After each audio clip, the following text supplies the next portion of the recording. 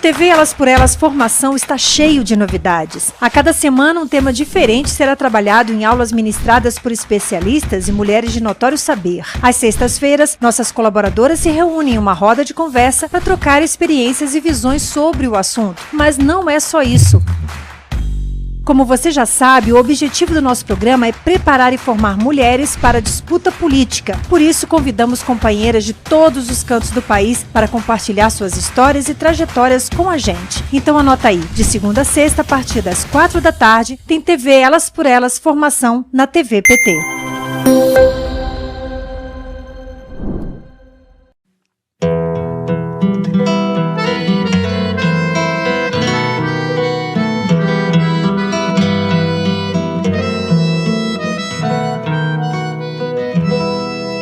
Lugar que é bom pra mim é onde eu quiser estar. A estrela ainda brilha, ela é quem vai me guiar. Ser guerreira é minha sina, batalhando pra vencer. Tenho voz pra ser ouvida, tenho sonhos pra viver. Não vão mais conseguir me anular, me calar. Ninguém vai me impedir de cantar e lutar. Seja em casa, no campo, na rua ou na praça. Chega de mordaça, agora eu vou falar. Porque eu sou mulher pra fazer acontecer. Eu sou uma delas, são elas por elas, ocupando os espaços de poder. O tema desta semana é Mulheres e Ruralidades, e quem preparou a primeira aula pra gente foi a Luísa Dulce, do Coletivo Agrário do PT. Olá, companheiras. Sou Luísa Dulce, que integra o Coletivo Agrário do PT e também o Conselho Curador da Fundação Perseu Abramo. Estou muito feliz de estar aqui com vocês e falar um pouquinho, do tema da semana, da TV Elas por Elas. Estamos gravando essas aulas sobre as mulheres do campo, das florestas e das águas, também para pensar a aliança campo-cidade, a relação das mulheres do campo com as mulheres da cidade. E eu vou dar 2 aulas aqui nesse módulo, A primeira aula vai ser sobre a questão agrária e o direito à terra das mulheres, Então vamos falar sobre a questão da concentração da terra e como a concentração da terra está na raiz das desigualdades do Brasil, E por que isso é um problema.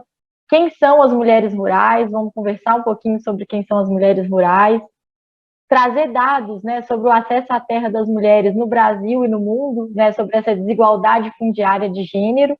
E, finalmente, pensar alguns elementos que também vão ser tratados nas próximas aulas sobre o que fazer e como mudar essa situação, Então, muito brevemente, retomar, uma questão que já é clássica, mas da questão agrária, da concentração fundiária no Brasil, rural e urbana, e pensar que a terra é um fator de produção, junto com o capital e o trabalho. A gente fala, então, terra, capital e trabalho são os 3 fatores de produção, mas a terra também é reserva de valor e a terra também é fonte de poder, Então, a concentração da terra está diretamente ligado à concentração de poder no Brasil, no mundo, historicamente, A gente sabe que a Lei de Terras, que foi a lei que dividiu primeiramente as terras no Brasil, é de 1850, portanto, ela é anterior à abolição da escravidão, que aconteceu em 1888. Esse é um dado muito importante da gente trazer, porque a gente sabe, então, que a terra, e a lei de terras, ela aconteceu antes da abolição, ou seja, antes dos negros ficarem livres, e isso explica muito, o fato da gente ter uma população negra, pobre, e marginalizada no Brasil até hoje, O fato da gente ter as terras tão concentradas no nosso país, concentradas nas mãos de poucas pessoas, que são, em geral, homens brancos, com muito poder. Então, esse é um elemento fundamental.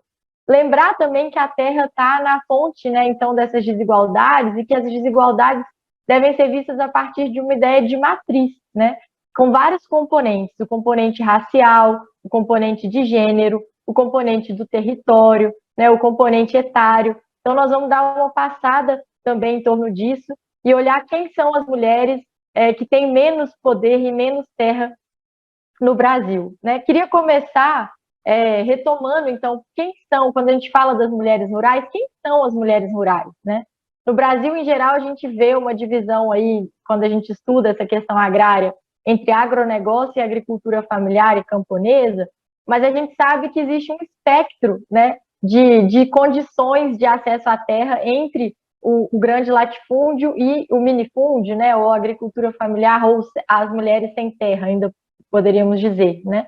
Então, primeiro, acho que é importante a gente falar que o campo no Brasil, né, o rural, o campo, as florestas e as águas, a gente está falando de uma diversidade enorme, né, uma diversidade de biomas, de sujeitos, de paisagens, né, de fauna e flora e de formas de condição de acesso à terra, né? Nós temos a Lei da Agricultura Familiar, que é a Lei 11.326 de 2006, que fala sobre quem são os sujeitos da agricultura familiar, né? Reconhece, então, a diversidade desses sujeitos, que fala de camponeses, acampados, assentados da reforma agrária, povos indígenas, quilombolas, toda a diversidade de povos e comunidades tradicionais, e as mulheres também expressam essa diversidade, né? Temos mulheres rurais do campo, das florestas, das águas, indígenas, quilombolas, com terra, sem terra, com pouca terra, com muita terra. Então, é importante a gente começar reconhecendo essa diversidade das mulheres, né? Mas reconhecendo também que essa desigualdade de gênero no acesso à terra, ela é histórica e ela é permanente no Brasil, né? Falamos de mulheres sem terra, mulheres com terra, mas a gente sabe que a maior parte das mulheres que são proprietárias rurais no Brasil são proprietárias de terras menores, né? Ou pequenas propriedades, né? E isso é importante a gente trazer, esses dados mais recentes, que são do Censo Agropecuário de 2017, que mostram, então, que 18% das terras rurais brasileiras estão nas mãos de mulheres, né? Isso eram cerca de 12% no censo de 2006, ou seja, houve um aumento, mas ainda 80% das terras brasileiras estão concentradas na mão de homens. E tem outros dados que a gente precisa desagregar desse censo agropecuário, né, que mostra ainda essa desigualdade no acesso à terra, é de que as mulheres, apesar de serem proprietárias de 18% das terras, das propriedades, né, essas terras ocupam apenas 8% do território, ou seja, as mulheres são proprietárias de terras de pequena escala, né? E ainda assim, temos dados importantes no que mostra o que tem essas terras que as mulheres são proprietárias, né? Elas, em geral, são terras, então, de menor escala, com menor acesso à água, com menor acesso a maquinário, né? Com menor acesso a serviços né, de mobilidade, enfim, de escoamento da produção. Com relação à tecnificação, por exemplo, a gente está falando de tratores e maquinário, a gente tem que as mulheres dirigem apenas cerca de 15% dos estabelecimentos que têm algum tipo de veículo, 5% de estabelecimentos que têm algum tipo de implemento e máquinas, e 5,5% de estabelecimentos com tratores, ou seja, muito pouco, né? Um outro elemento fundamental é também olhar para as mulheres que são cooperadas, né, que são associadas a algum tipo de associação ou cooperativa rural. São apenas 5,3% das mulheres proprietárias são cooperadas, enquanto em relação aos homens a gente tem aí uma proporção de 12,8%, né? E por que é importante isso que eu estou falando, todos esses dados aqui, né? Para ver que as mulheres ainda têm muita dificuldade de acesso à terra e quando têm acesso são a terras que tem menos condição, né, de produzir, de comerciar, de vender o que está sendo produzido, né? Com relação às maiores necessidades de nós, mulheres rurais no campo, é intenso, né, essa questão. E, assim, é muito importante que a gente sempre busque dar visibilidade a esta problemática. Uma coisa que está muito relacionada à questão de nós mulheres no campo, da nossa realidade, é a discussão da violência, né? Que é, inclusive, um tema assim, muito forte de todas as marchas das Margaridas. O tema da violência contra as mulheres no campo é um tema muito forte. E por quê? Primeiro porque isso tem a ver com uma questão também cultural muito forte, né? E eu sempre falo assim, que para nós nos libertarmos de uma situação de violência, a gente precisa ter renda. A gente precisa ter acesso à renda, né? Sem ela, sem renda, sem autonomia, a gente também não consegue lidar com essa situação. Então, é muito importante essa discussão. Primeiro, a questão do acesso à terra. Uma política muito importante para nós mulheres foi a titularização das terras. Porque aí a gente passa, de fato, né, a sermos reconhecidas também como proprietárias, e isso reafirma também o nosso papel na agricultura familiar, que muitas vezes fica invisibilizado, né? Depois disso, tem as outras políticas que são políticas essenciais, como, por exemplo, a questão da organização e comercialização da nossa produção. E tem as tarefas que são vistas muitas vezes como tarefas que elas não têm, digamos assim, como é que eu posso explicar? Um retorno financeiramente falando. São coisas que muitas vezes não têm um peso de um outro trabalho masculino, mas que na verdade tem. Então, não é visibilizado, né? Muitas vezes a gente é responsável por a questão das hortas, do cuidado com as hortaliças. Isso não é visto, né? Por exemplo. E um outro detalhe muito forte para nós mulheres é a questão da divisão sexual do trabalho. Também. Né? Aquele mesmo aspecto onde a tarefa doméstica, o papel do cuidado da casa, dos filhos, até das pessoas idosas, acarreta sempre nós mulheres. Então, a jornada de trabalho, ela é muito forte. E isso se acentuou muito, inclusive, agora mesmo, durante a pandemia, né? E isso não é uma questão que acontece só no Brasil. A gente tem dados da ONU, né, que mostram a desigualdade fundiária de gênero, né, que mostram que dos 194 países associados à Organização das Nações Unidas, 102 países, ou seja, mais da metade desses países, convivem com algumas leis e práticas tradicionais que negam o direito à terra das mulheres, né? Então, isso é uma questão muito importante. No Brasil, a gente não tem nenhum impedimento legal, mas a gente sabe que nós temos práticas, nós temos normas sociais, né, que dificultam esse acesso das mulheres. Então, um elemento fundamental, quando a gente fala também das mulheres, é olhar para as jovens mulheres, né? O tema da sucessão rural, por exemplo, é fundamental. E a gente vê que as jovens mulheres têm ainda menor acesso à terra do que os homens jovens, né? Ou seja, os pais, quando vão passar as suas terras para os filhos, raramente escolhem as mulheres como sucessoras, né, daquela atividade rural, da propriedade fundiária. Então, um outro dado importante que o Censo Agropecuário trouxe para a gente mostra que das pessoas com menos de 25 anos de idade, que são proprietárias de terras, 1,3% são homens e apenas 0,5% são mulheres, né? Então, esse é um dado importante da gente trazer. E quando a gente olha para o panorama mais geral da concentração da terra no Brasil, a gente tem que 81% dos estabelecimentos agropecuários têm até 50 hectares, ou seja, são pequenos estabelecimentos, né? E eles ocupam 13% da área dos estabelecimentos rurais no Brasil. Agora, por outro lado, a gente vê que os estabelecimentos com mais de 2.500 hectares, e para quem não sabe, né, mais ou menos 1 hectare equivale a um campo de futebol, ou seja, estabelecimentos com 2.500 campos de futebol, são só 0,3% dos estabelecimentos, mas eles ocupam 32% das terras, ou seja, é uma concentração altíssima, né? Então, o que fazer, né, para mudar essa situação? Eu acho que é uma questão que a gente precisa pensar, enfrentar o debate da reforma agrária, mas falar de uma reforma agrária popular, né, como vem sendo elaborada aí pelo Movimento dos Trabalhadores Rurais Sem Terra, o MST e outros movimentos de luta pela terra. O que é a reforma agrária popular, né? Não é a gente defender a reforma agrária simplesmente porque ela vai desconcentrar terra e poder, e isso já seria um elemento fundamental, né? Como havia naquelas discussões nos anos 50, né, da gente garantir a reforma agrária para evitar os inchaços dos centros urbanos. Mas hoje nós temos outras preocupações.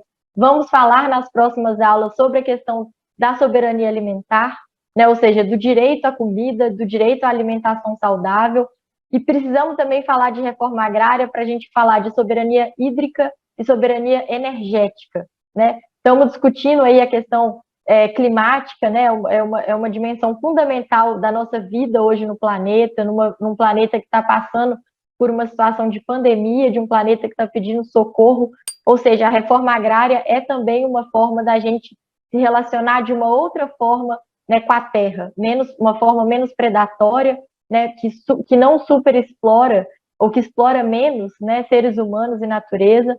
Então, essa dimensão da reforma agrária popular é fundamental. Eu considero a reforma agrária uma política estruturante para a garantia da segurança, né, e soberania alimentar, porque uma vez que a gente tem pessoas com terra, a gente tem pessoas trabalhando naquela terra e contribuindo com a produção de alimentos saudáveis para o nosso país. Então, é importante sempre considerar esse elemento, né? E a outra questão é que quando você tem acesso à terra, a partir daí, você também vai ter acesso às outras políticas, para que você possa produzir naquela terra, para que você possa viver naquela terra, né? Então, o tema da reforma agrária é um tema, assim, muito forte nas nossas pautas enquanto mulheres rurais, enquanto mulheres do campo. É um tema do conjunto dos agricultores e agricultoras, mas é um tema ainda muito forte nas nossas lutas enquanto trabalhadoras rurais. Justamente por isso, porque sem terra a gente não consegue permanecer no campo. Sem terra a gente não consegue produzir no campo, né? Sem terra a gente também não vai conseguir ter outras políticas públicas que são muito importantes para a gente viver com dignidade e com qualidade de vida. E ainda tem as outras questões do machismo, né? Ter o direito à terra, conquistar uma terra é, de certa forma, um ato de libertação, um ato de autonomia. Eu digo isso por uma situação real da minha casa. Hoje, a gente são 17 famílias. Dessas 17, apenas a minha mãe era mãe solteira, né, na época, sem um esposo, sem um homem em casa, sem a figura masculina. E por isso minha mãe enfrentou outros desafios também. Por exemplo, ela não tem marido. Será que ela realmente vai produzir nessa terra mesmo, né? Ou seja, só pelo fato dela ser mulher. E aí, ainda tem esse outro aspecto que, quando a gente luta por essa política pública, isso também tem que se levar em conta. Então, afirmar o direito de nós mulheres à terra é essencial. E, para mim, é esse ato, né? Esse ato revolucionário e esse ato também que acaba dando um passo tão importante para a gente, que é a questão da autonomia.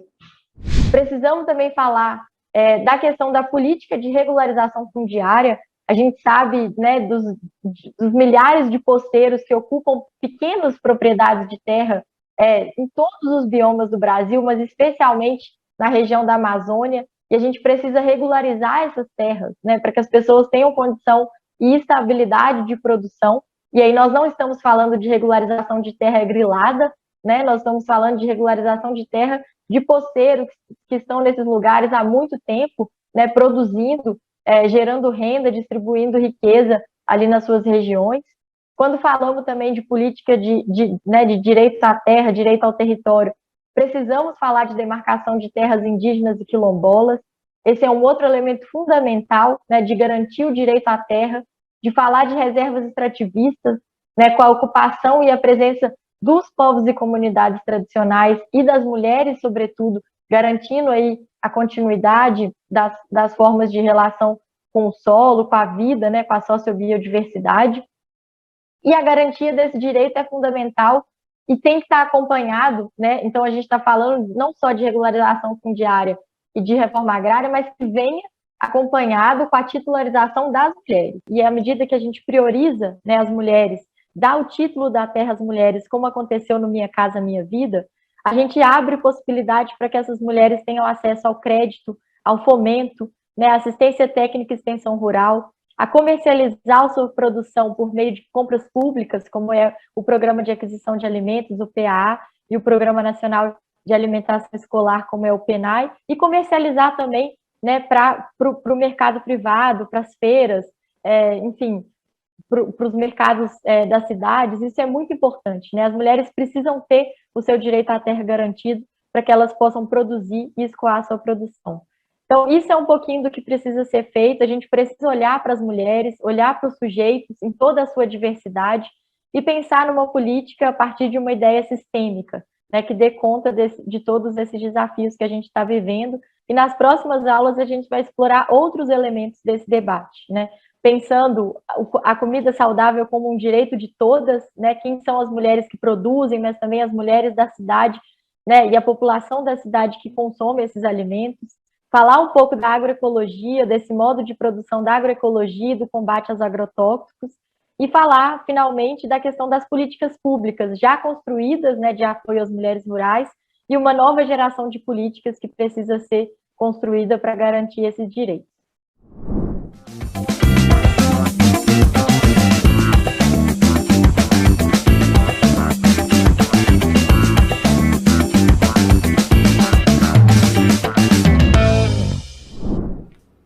Eu nunca tive vida fora da política. Eu nasci em 1976 e naquele ano meu pai estava preso, a minha avó exilada, o meu avô havia sido assassinado pela ditadura, pela repressão civil-militar no Brasil. E os meus primeiros anos já foram marcados e seguiram marcados pelos principais episódios da vida política do Brasil. Mas foi no teatro que eu me encontrei no teatro, nas artes, na cultura, é que eu cresci e reconheci a minha atividade militante. Foi da cultura, né, que nasceu em mim uma ativista. Eu sou uma atriz, gestora, ativista da cultura e segui minha trajetória de luta tendo a cultura como bandeira principal. E nessa luta, outras tantas lutas cruzaram o meu caminho. Sempre fui feminista, sou uma mulher parda, né? Então uma mulher antirracista e tantas outras lutas vieram com estas. Mas foi naquele marco da cena da admissibilidade do impeachment, aquele 17 de abril de 16, é que eu entendi que houve um espaço da democracia que a gente não disputou.